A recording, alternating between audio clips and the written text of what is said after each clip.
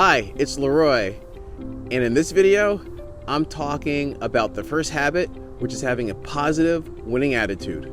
Your attitude is that thing that powers your outlook. Bad attitudes are easy to spot in people. In particular instances, they have a bad outlook on a certain circumstance. Positive attitudes are also easy to spot in people because they have a positive outlook on certain circumstances. Here's a real life example using me in my 20s as a door-to-door salesman.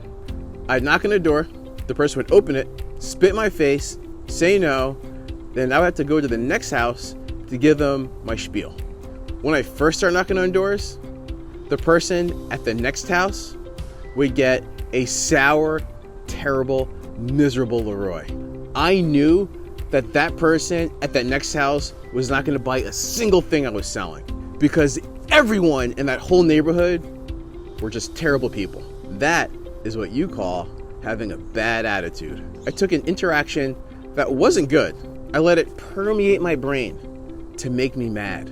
Then I held on to that anger as I walked to the next house, extrapolating that one instance across an entire neighborhood. Because one person was mean, everyone was mean.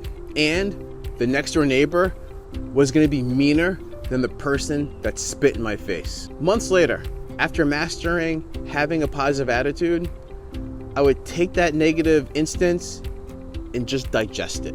I would chalk it up to they probably got fired, or their kids sharpied their walls, or someone rear-ended them on their way home from work.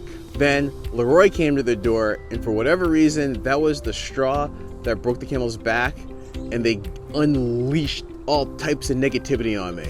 And their next door neighbor could be the best person in the world, and that person deserves the best version of Leroy.